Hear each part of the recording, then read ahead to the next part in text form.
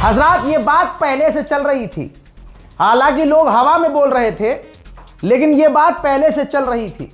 और ये कब से चल रही है मैं नहीं बताऊंगा, लेकिन जब ईरान की न्यूक्लियर फैसिलिटीज पर हमले शुरू हुए तो हमें अंदेशा था कि कुछ तो बिगड़ने वाला है। देखिए, अमेरिका इजराइल परमाणु हमला करना इसलिए चाह रहे हैं, उनके दिमाग में प्लान इसलिए है क्योंकि उनका प्लान सिर्फ इतना था कि हम ईरान के जो सुप्रीम लीडर हैं उनको शहीद कर देंगे और बात वहां खत्म हो जाएगी, रिजीम गिर जाएगी।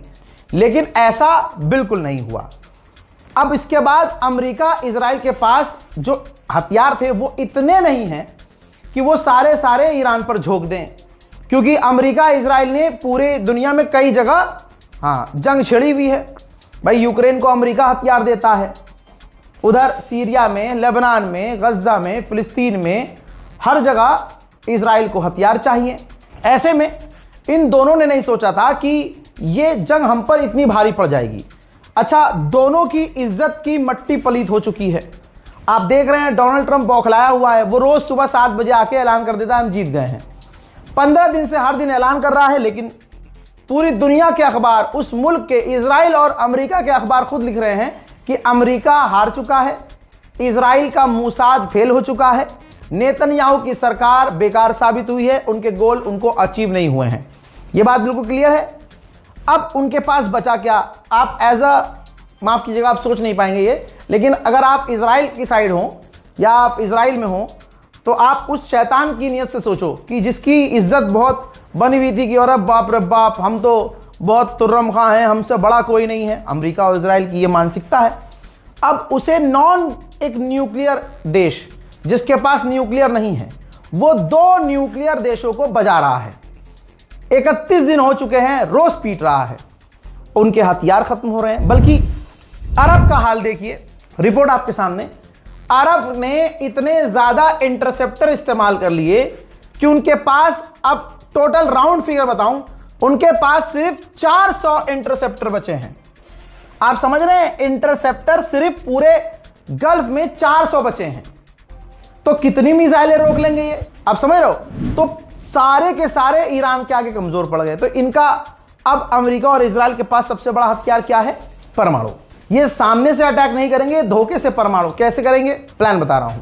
ये हो सकता है, ये ईरान के न्यूक्लियर फैसिलिटी पर इजराइल हमला कर रहा है, अमेरिका नहीं कर रहा है, वो करवा रहा है। अब अगर ये ईरान की न्यूक्लियर फैसिलिटी पर हमला करेंगे तो ईरान की जो न्यूक्लियर फैसिलिटी है उससे रेडिएशन लीक होना शुरू हो जाएगा, केमिकल लीक होगा। अभी तो IAEA ने कहा है कि फिलहाल रेडिएशन लीक नहीं हो रहा है, लेकिन एक ही जगह पर बार बार हमले होंगे तो रेडिएशन लीक हो सकता है।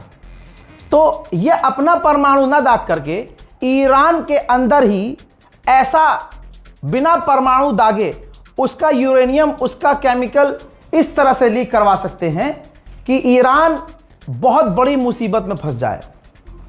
अब आप कहेंगे रजा भाई, ये बिना सर पैर की बात आप तो कभी नहीं करते, तो आपका भाई सबूत लेके आया है। यूएन के अंदर एक ऑफिशियल जिसका नाम है मोहम्मद सफा, वो ह्यूमन राइट डिप्लोमेट थे। भाई, यूएन के अंदर बंदा है, तो यूएन के अंदर जो चल रहा होगा, क्या यूएन के किसी बंदे को पता नहीं होगा? बिल्कुल पता होगा। तो यूएन के इस एनवॉय ने ये कह के रिजाइन दिया कि मैं रिजाइन दे रहा हूं क्योंकि ईरान पर परमाणु हमला होने वाला है और इस घिनौने काम में मेरा हाथ, मेरा नाम नहीं आना चाहिए।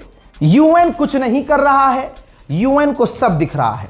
तो मैं इस ग्रुप का हिस्सा नहीं रहना चाहता जिस ग्रुप की आंखों के सामने ईरान पर परमाणु हमला हो। दुआ कीजिएगा दोस्तों। इजराइल पूरी तरह से, अमेरिका पूरी तरह से बौखलाया हुआ है, दोनों बौखलाए हुए हैं। अब इजराइल ने अपने यहां IDF को ऑर्डर दिया है कि ईरान की इकोनॉमी को टारगेट करो, उसके ऐसे इंफ्रास्ट्रक्चर को नुकसान पहुंचाओ कि ईरान की इकोनॉमी मुंह के बल जमीन पर आ जाए। वहीं इजराइल ने साफ बताया है कि 24 घंटे में हम 170 से ज्यादा ईरान में टारगेट कर चुके हैं। 3 दिन पहले बता चुका था मैं कि इजराइल को यह डर है कि डोनाल्ड ट्रंप आनन फानन डील न कर ले, इसलिए IDF को हुक्म दिया है तबाही मचा दो ईरान में। और सुबह मैं बता चुका हूं कि नेतन्याहू को डायरेक्ट प्रेशर में ले रहा है ट्रंप और कह रहा है कि जितनी जल्दी हो सके निपटाओ, खत्म करो इस जंग को, क्योंकि हम डील करने वाले हैं। तो इस वजह से ईरान पर बड़ी मुसीबत आ सकती है। बौखलाहट में आकर खिसियानी बिल्ली खंबा नोचे तो सुना होगा, ये अपनी पूरी ताकत ईरान के खिलाफ इस्तेमाल करेंगे। इजराइल ने अमेरिका को उम्मीद दी है कि अगर हम ईरान की इकोनॉमी को हिट करेंगे तो इकोनॉमी कोलैप्स होने की वजह से वहां की सरकार गिर जाएगी। इस वजह से हम अब ये दूसरा स्टेप उठा रहे हैं। हजरात, आपको याद होगा स्पोर्ट हॉल और एलिमेंट्री स्कूल जो ईरान में तेहरान में अमेरिका ने निशाना बनाकर बमबारी की थी, मिसाइल दागी थी। रिपोर्ट ये है, बल्कि रिपोर्ट आपकी फुल स्क्रीन पर रख रहा हूं, कोई शक नहीं होना चाहिए।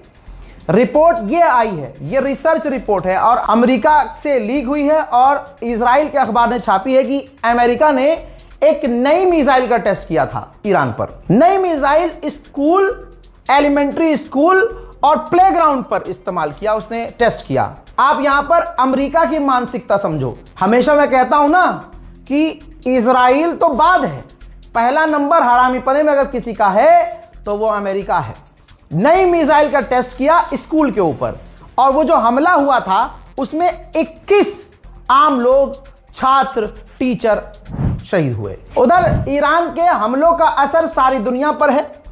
जर्मनी में 2.8% महंगाई बढ़ गई है। हजरात, G7 ने कहा है कि हम तेल के दामों को कंट्रोल करने के लिए तेल को रिजर्व करेंगे और टैक्स वैक्स कम करेंगे, वही जो पूरी दुनिया पॉलिसी इस्तेमाल कर रही है। लेकिन ईरान पहले कह चुका है, मुन्ना अभी तो शुरुआत हुई है, अभी देखो हम करते हैं क्या क्या। हजरात मोहतरम, आइए अब मिनाब की मैं आपको कब्र भी दिखाता हूं।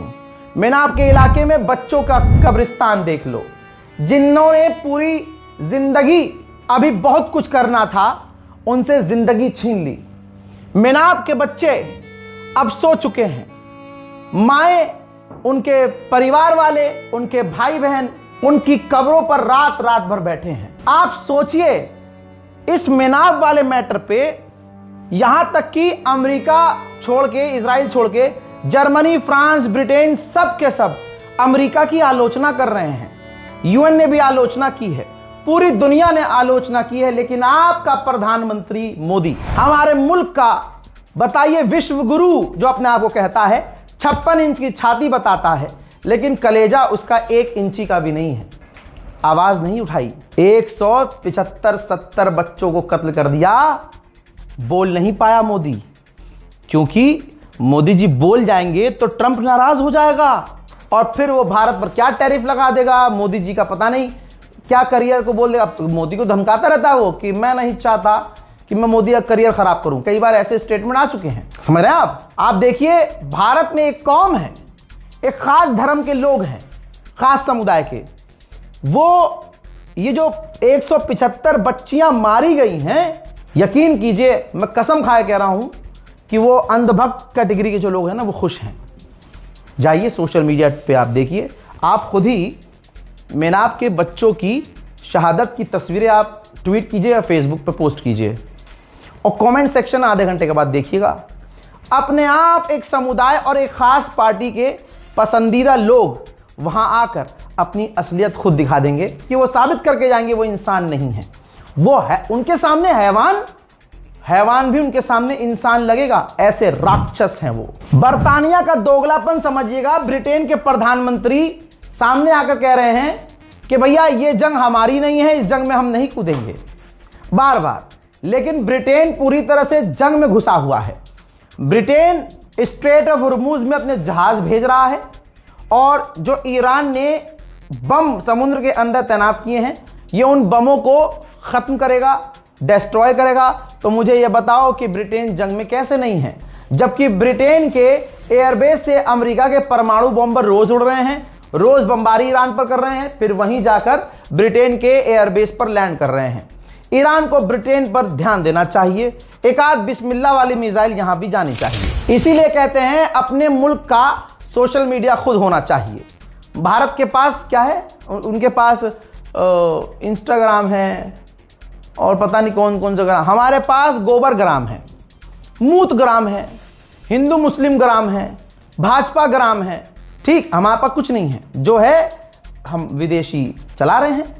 क्या हुआ है, इस्माइल कानी जो थे टॉप लीडर कमांडर के IRGC के, ट्विटर ने, एलन मस्क ने उनका अकाउंट डिलीट कर दिया है। सच की आवाज जिस कदर दबा सको आज दुनिया की तमाम ताकत दबा रही है। उधर ईरान ने खुलासा किया है कि उसने एक और MQ-9 रीपर अमेरिकी ड्रोन मार गिराया है। इसके अलावा ईरान साबित कर रहा है कि गलतफहमी मत रहना, ईरान ने एक बार फिर से ड्रोन और जो मिसाइल अभी कुछ देर पहले दागे थे उसके बाद दोबारा दागे हैं, जिनकी वीडियो भी ईरान ने जारी की है। हजरात, आपको याद होगा मिनेपोलिस की अमेरिकी पुलिस के द्वारा एलेक्स नाम का एक अमेरिकी लड़का और एक निकोल गुड नाम की लड़की थी अमेरिकी, जिसे अमेरिका की डोनाल्ड ट्रंप की पुलिस ने गोली मार दी थी और अमेरिका में आज भी उसके नाम का प्रदर्शन हो रहा है।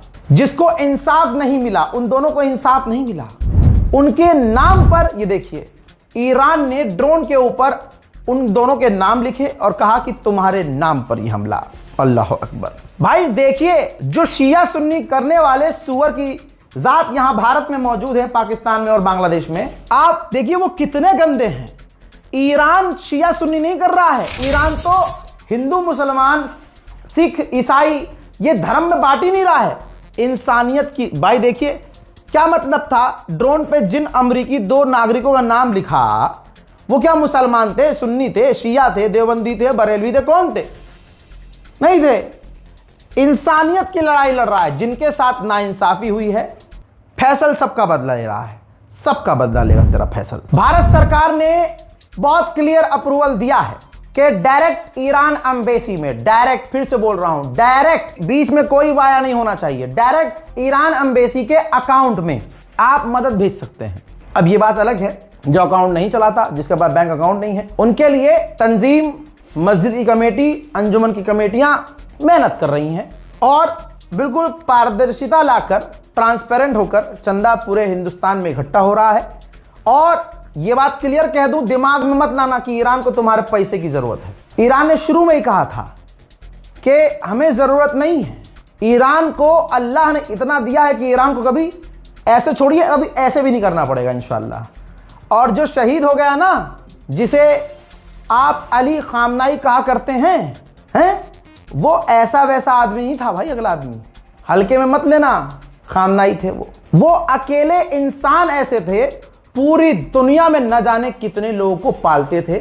ये उलमा हजरात खुद बता देंगे। तो दिमाग में मत लाना कि ईरान को तुम्हारे पैसे की जरूरत है। हाँ, आपकी मोहब्बत है, आप चाहते हैं, ये ईरान का स्टेटमेंट था शुरू में ही, आप चाहते हैं तो आप, ठीक है, हमारा ये अकाउंट है, आप इसमें मदद डाल दीजिएगा। ईरान ने नहीं कहा कि भाई हमारी मदद करो, हम परेशान हैं, ये हैं, ना, बिल्कुल दिमाग में मत लाना। कभी कोई दिमाग में लाए कि हाँ ईरान की हालत खराब है इसलिए ईरान को ये सब करना, ना ना ना ना ना। हजरात, इसके बाद पूरे हिंदुस्तान से अभी भी मदद जा रही है, लोग काफ़ी मेहनत कर रहे हैं। जैसे ये तस्वीर है, गरम गौरी खालसा डिस्ट्रिक्ट हरदोई, तहसील संदीला, लखनऊ के पास ये जगह है। वहां भी लोगों ने, आप देख सकते हैं, सोना चांदी जो भी वहां की महिलाओं के पास था सामान, वो सब उन्होंने दे दिया। हजरात, इसी के साथ एक और वीडियो देखिए जिसके अंदर आप देखिए पायल, औरतों ने पायल तक उतार के, पायल है, बहुत सारी चीजें हैं, जेवर हैं भाई, जाहिर सी बात है, चांदी के, ये सब चांदी के जेवर, चांदी की अंगूठी, सोने का सामान, भाई सब कुछ उतार कर, कड़ा हो, नाक की बीर हो, कान की, मतलब क्या कहूं, जो जो था उन महिलाओं के पास सब दे दिया कि नहीं चाहिए, सब ईरान के ऊपर कुर्बान, खामनाई के ऊपर कुर्बान। यहां तक कि पीतल तांबे के जो बर्तन होते हैं ना, जैसे जिसके पास कुछ नहीं है वो बेचारा, क्या आप बेचैनी देखिए, लोग बेचैन हैं कि हम क्या दे दें, क्या है हमारे पास, बस जो हम दे दें, दान कर दें। भाई तांबे पीतल के बर्तन जिसके पास थे वो सब ले जाकर अंजुमन को दे दिए कि बस कुछ भी करो, ये ईरान तक पहुंचाओ, इसको बेचो, नीलाम करो, जो पैसा आए ईरान भेजो। यहां तक कि इसी जगह का मामला है कि जिनके पास बाइक थी, भाई बाइक कार से सबको, हम लड़कों को बड़ा प्यार होता है, भाई जिनके पास जो बाइकें थी दे दी, दान कर दी गई। पल्सर 220 गाड़ी अली बाकर इब्ने अली कंबर ने अपने बाप के इसाले सवाब के लिए दी है।